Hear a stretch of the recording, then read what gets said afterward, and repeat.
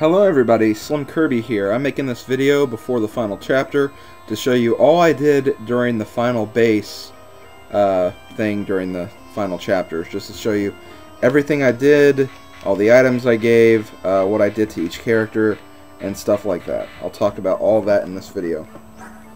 Okay, for Ike, he only has the Ragnall equipped, that's all he needs. Someone suggested I give him a Brave Sword, but I decided that Ragnall is really all he needs. He really doesn't need to attack 4 times. He'll be fine without it. He maxed a few stats.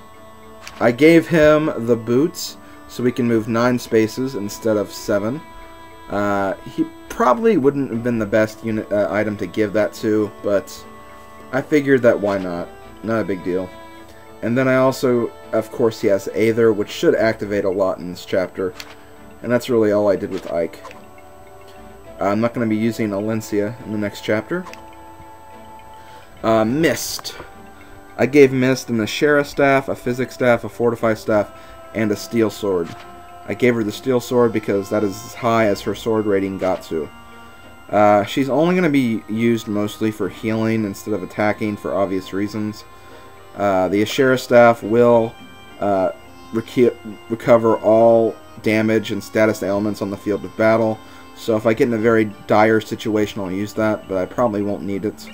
Physic, of course, that'll heal a unit from afar, and then Fortify will just heal damage. That's kind of like the Ashera staff, but it won't heal conditions, so that's a pretty good staff to have. I didn't really give her any skills either. Okay, Boyd. I gave him the Killer Axe, the Tomahawk, a Silver Axe, and a Steel Bow.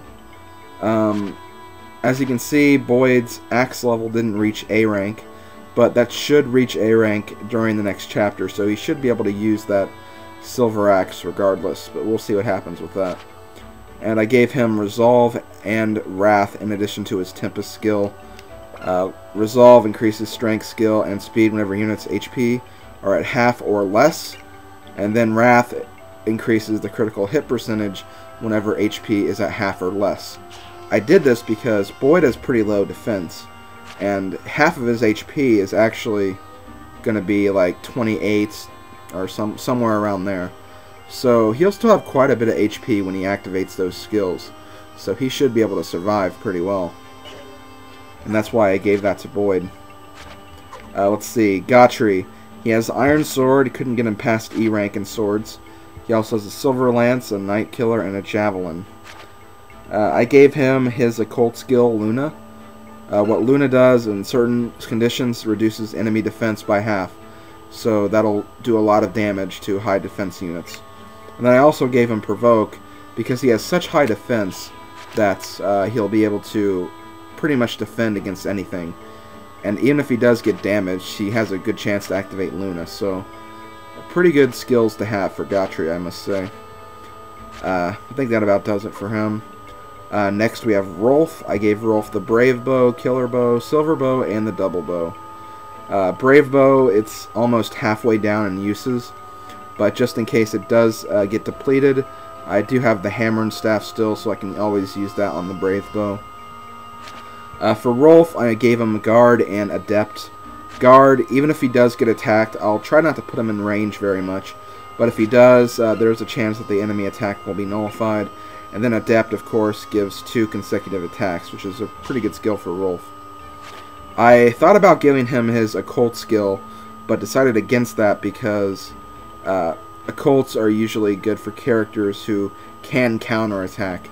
And Rolf, if he gets attacked, there's a good chance he won't activate it. He won't activate it. Not a good chance. That's kind of a stupid way to put that. Nephany, I gave her the Brave Lance, Silver Lance, Spear, and Heavy Spear. She has a... I gave her the other Occult skill. I know that Gotri already has Luna, but I couldn't think of anything to give Nephany. So I got rid of her Wrath skill and then I gave her Luna.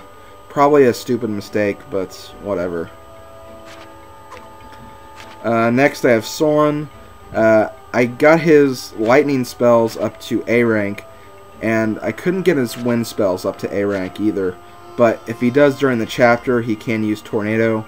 But in addition to Tornado and Elwind, he also has Thoron, an A-ranked lightning spell, and then he also has bolting as well. So those are pretty good attacks in my opinion. And then I also gave him Nihil in addition to Adept.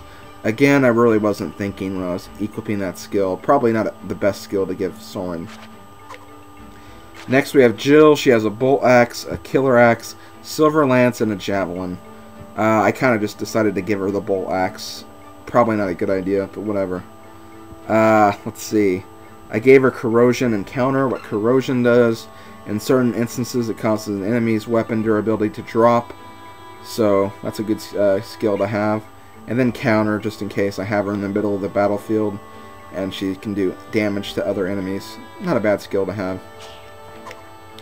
Next we have Rice. I gave him a Nosferatu and a Shine spell. There is an A-ranked magic spell you'll get in this chapter, and I will try to get it to give it to him. But I also gave him a Physic Staff and a Restore Staff as well. Didn't give him any skills. As a Hark, he has a Silver Sword, Silver Blade, Brave Sword, and the Vague Kadi. For skills, he has Vantage, Miracle, and Adept. He already had Adept. I decided to just give him Vantage as well. And then, of course, he has Miracle. I would have given him his skill, his Occult skill, but again, I didn't really think he needed it that much. Especially with the Brave Sword. He's going to be doing a lot of damage with that anyways. And there's a good chance he'll always critical, so even though Astra's a good skill to have, I don't think it's really necessary for Zahark. Next we have Oscar, who has the Silver Lance, Steel Bow, Steel Lance, Javelin. I gave Oscar, I forgot what the item is called, but whatever it does, it increases Oscar's con, or his build. This will allow him to carry heavier units, or rescue heavier units. And then in addition to that, I also gave him the Savior skill, which will allow him to not be given any penalties for carrying a unit around. So I thought that was a pretty good move on my behalf. And lastly, we have Kieran. I gave him the Steel Sword. That's as far as his sword ranking made it. And of course, he also has the Silver Axe, Brave Axe, and a Tomahawk. I also gave him the Night Ward, which Astrid had, which is a magic item that when equipped raises defenses. So I thought that was a good item to equip as well, since he had pretty low defenses considering. And I gave him the other Occult skill that I had. What Soul does in certain conditions restores as many HP as the damage dealt to an enemy. Very useful skill, especially if you plan to use a paladin in the middle of a battlefield. But that's about it. I'm also going to be bringing Nazar to this chapter. I'm going to give him a few extra items to hold on to. Stuff like a Physic Staff maybe. And then if like Mist or Rice needs it, he can just give the staff to them.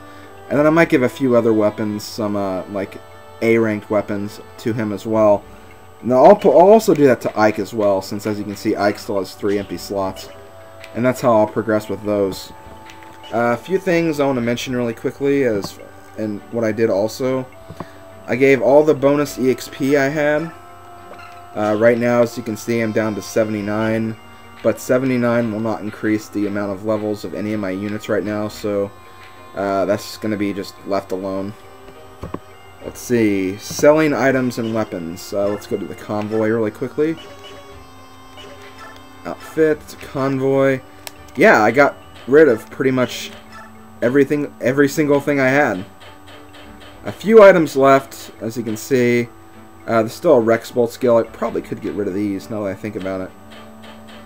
And yeah, I just got rid of a few things. Still kept the hammer and staff for obvious reasons.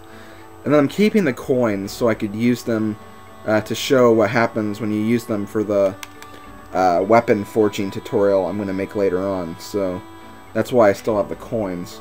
They only sell for 1 gold anyways. So yeah, I pretty much sold everything. And as you can see, I have a lot of gold. I have 18,000. No, 181,000 gold.